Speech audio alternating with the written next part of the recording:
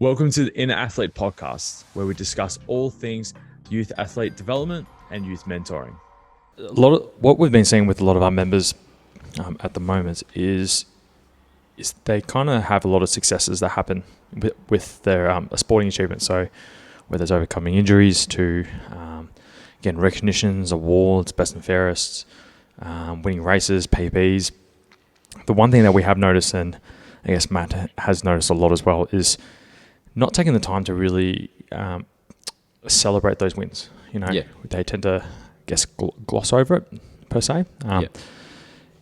So I guess I'll let you go in a little bit more detail about this one, in terms of what are your thoughts and how do we help these kids to kind of like celebrate these wins, but utilizing them as a launching platform to move into like the next phase of their development. As we know, like a lot of the young kids have a lot on their plate at the moment. A lot of school, a lot of sport training, and it can just be very easy for any of these little wins to just go sort of swept under the carpet or forgotten about. It could be, like you say, as little as getting your homework done or doing stuff around the house, or as big as winning your best and fairest or playing a good game on the weekend. But I think it's really important that we're not letting these events just go by, rather picturing them as a win and helping the kids. It'll help them build momentum. They get on a roll. I guess it's just reframing things that objectively happen into wins, and hopefully change their mindset into how they look at things. So sorry about that.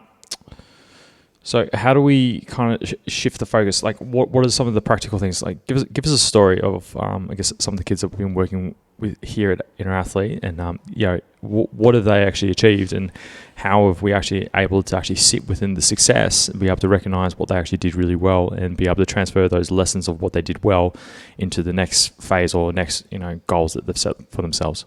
Yeah. So I guess most prominently with one of our soccer boys. He came to us with a lot of, injuries and problems with his body and being able to stay fit and on the pitch. It was becoming very frustrating in terms of making progress in the gym, whether it be lifting more weight or progressing into different movements. But I guess with him, we found that, highlighting and indicating where we're still in the same movement, still in the same weight, still in the same place, in terms of the exercises, but we're able to do them more reps, more often, more frequently, and pain-free. So I guess reframing those little things, and it sort of seemed to change his mindset in terms of, in the gym he's coming in a bit happier, and reframing that, lack of progress per se, and reshaping his mindset to see that he is actually making progress, just not in the way that you might traditionally think. And then, that can be transferred for him playing soccer. He's able to come up to game or pull up from games less sore and be able to train properly throughout the week, rather than having, Monday to Wednesday, he's still sore from Saturday, Sunday's games. He's rather able to train properly, and then he's able to get better during the week, obviously from training, get more conditioning from the training, and then just improve his skills overall. So we're seeing that play out in the in the weekends, better, as we've seen in the videos in the past few weeks of his goals, and getting a lot more game time, which is good to see with him. Yeah, Manny, if you're listening, you're absolutely crushing it. So let's go back a step. I think from my perspective, right, seeing these kids kind of gloss over these goals, are they really just spending more time on the things that they should be working on and trying to get themselves better? Are they spending more time focusing on what they perceive as negatives and trying to overcome negatives without recognizing they've actually overcome these negatives in some regard? Yeah, so I guess we've all sort of heard of the notion of doubling down on your weaknesses, and really harping on areas you need to improve on. But I think the opposite needs to be, highlighted and focused on more, doubling down more on your strengths, because your strengths are going to get you to where you want to go. I guess we can use the example for AFL. So if you've got a poor, weak opposite foot, so poor, weak left foot, you can spend all training or 80% of training focusing on your opposite, but then in a game, you may use it once, maybe twice, if you're really forced to. So I guess it should be shifted the other way, spending 90, 80% of the time on your strength. So your right foot and the things that you're good at, they're going to be the things that are used in games and to get you where you want to go and to help your team win. And then focusing at the end of training or any extra time on your weak spots. Obviously, we want to build them up anyway, but yeah, really harping on your strengths and the areas that you're good at is going to get you further into your sport or just in life in general. I guess is reframing that combination of doubling down your weaknesses and changing it to your strengths. Yeah, I think it's like if you spend a bulk of your time on your strengths, you're going to get a lot further. You're going to develop a lot better, and you're going to be able to tick off a lot of objectives that you set for yourself. If you just constantly have weaknesses that you're focusing on, and you don't overcome those weaknesses, what does that do to you mentally? It's like I'm a failure. I can't do it. I just can't get over this. Yeah. It becomes like a level of frustration. But we do need, but for learning and development, we also do need, moments of failure as well to help us to be like, all right, to create some level of motivation, some also learning as well. Failure and learning actually go hand in hand as well. So for those who don't know, there's a drill that we like to do. We call it the goat drill. Well, I don't call it. Cow Days does. And the goat drill is a drill that's designed to be frustrating to do. And part of the reason is because it releases dopamine. And dopamine is actually really important for memory formation. Yeah.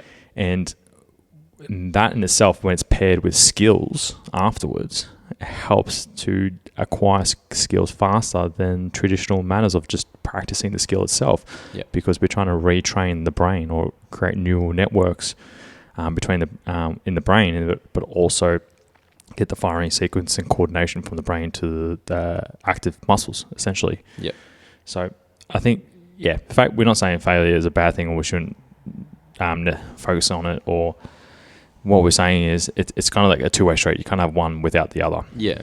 And if you think about it, like if you go to training every week and you're only focusing on the negatives and things you're bad at, you're going to leave training down defeated, in the dumps, demoralized. But if more often than not you're winning and you're getting to where you want to go, you're hitting the tasks or the drills or whatnot, you're going to leave training full of confidence and go into games with confidence. But if you're every Tuesday, Thursday you leave your training and you're like, I hit maybe one target, I couldn't get a kick, whatever, you're going to go into the game with that mindset where you're going to get less of opportunity to use your skills in a game compared to training. Training, you get hundreds of touches. In a game, if you get hundreds of touches, you'll be having a ripper game. So if you're always leaving training negative and down in the dumps, then how are you supposed to expect to go into a game with confidence and then lead that game with confidence? So I guess it's that same thing, just really harping on the strengths and then using the weaknesses to then build on those strengths, if that makes sense. So using the failures as sort of motivation to continue to progress. Yeah, because you've created some success. So when you've created success in your life or whatever it may be, you can actually carry that momentum through to overcome those potential failures, because you begin to understand what's required in order to overcome these issues or these goals you haven't been able to tick off, or these frustrating situations or whatever it may be. Yeah. But we want to go back to a performance consult that I had recently. Actually, we had I was talking to Manny actually, and I think this is a really good lesson for a lot of kids, right? He would continually gloss over, well, not so much gloss over, but it would help him to recognize the successes and the wins, right? Because when he first started with us, yes, he had injuries, shin splints, just couldn't run. Like literally would pull up super sore from a soccer match. But now he can play 2-3 matches over like a 5-day window. He pull up a little bit ginger, but he'll be back at training straight away. So we stop him to recognize the progress and really the big issues that he's had to overcome. But what we do is we also have to let him know the magnitude of what he's had to overcome as well. So like he's seen physios galore, getting treatment, getting rubs and massages, and like to no avail. Like it would help him for like a day or two. He'd feel good, but it just never got him over the hump. Yeah. Of overcoming these actual issues. Yeah. And now at the moment, because we've overcome these injuries through his training, being able to give him the tools as well from a nutrition perspective, from a recovery perspective as well, we're now able to really ramp up his training, but also that he's getting a lot more recognition for the successes that he's having on the field. So it's a tricky. It's not so much tricky, but it's more just having the understanding of just, sitting in that success, sitting in the feeling of, that euphoric feeling of overcoming something, and taking, I think this is the main point, is taking those lessons away of what worked well. Yeah.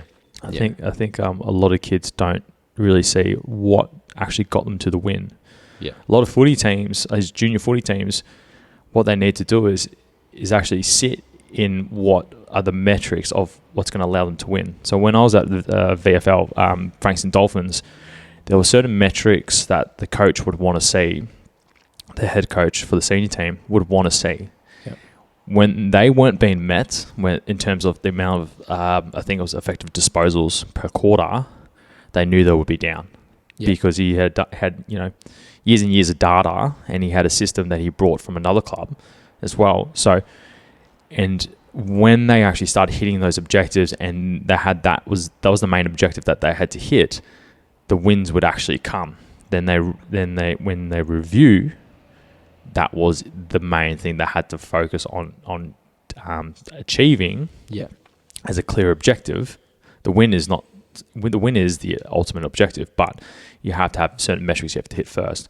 But then they could break that down even further in terms of positional-based objectives as well, what they need to do, and have a game plan and structure that they sit with, but also have potential plan Bs, plan Cs, if that doesn't ultimately work. Yeah, because then it gives everyone a role as well. So like you can't expect, a back pocket to be in the same touch as a midfielder. But if you break down, I've given different objectives for different positions, then again, it gives them a little win, and you can reinforce that little win by saying, okay, you might not have had 30 touches, but you had 10 spoils, you only got it one time, and we hit the inside 50s, or we hit the kicks down the line, whatever it might be, whatever the objective might be. You can reframe it that way to have that win, and that is a win, because any time you're hitting those objectives, you're getting towards winning the game, which, like you said, is the ultimate goal. But yeah, it just reframes that mindset that you might have had the touches, and you might have it down in your head. You might go, well, I didn't touch a ball, so I didn't have a good day.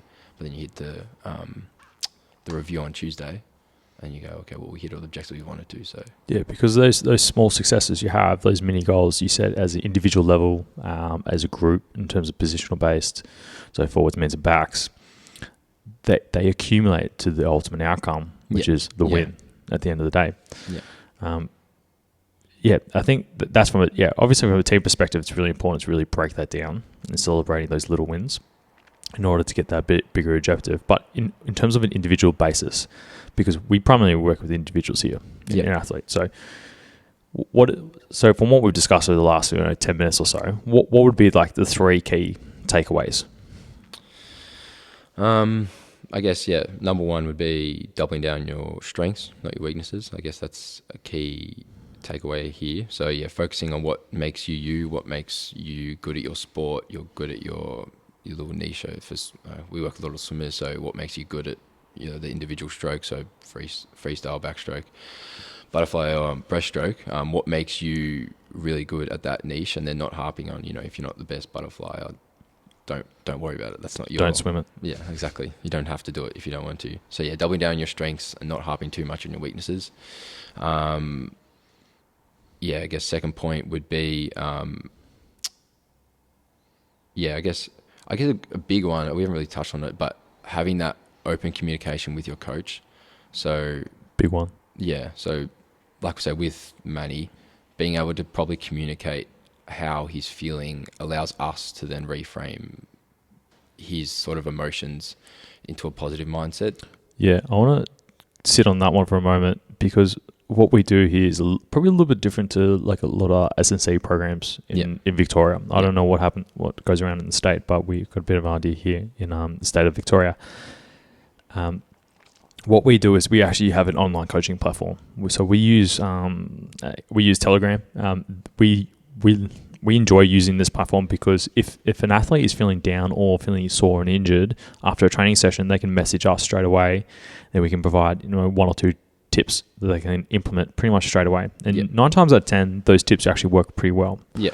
So then we can actually get them moving forward, because we only see these athletes 2, 3, sometimes 1, depending on who we're working with.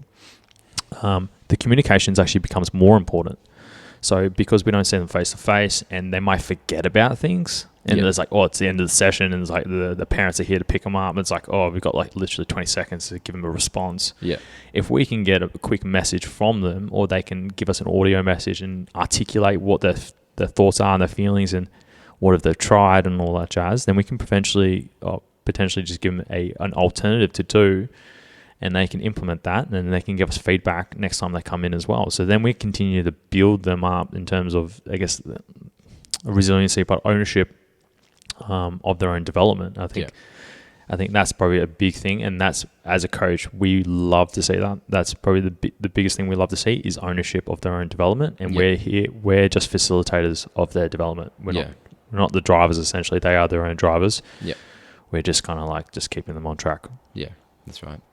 And I guess, the last point would be, I guess it comes down to the role as a coach, mentor, or a parent, is just, again, highlighting the good efforts, whether it be something massive, something small, whatever it might be.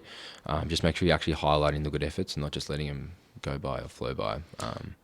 Because, like we said, achieving things and success is addictive. So if they're achieving just little things, making their bed every morning or doing the dishes or helping out mum around the house, it becomes addictive, and they want to do good. So it's positive reinforcement right there, parents. Right. Yeah. Cool. You have just listened to the Inner Athlete podcast. Be sure to subscribe to stay up to date with the release of weekly episodes. Be sure to follow us on Facebook and Instagram to get great tips on all things youth athlete development and youth mentoring.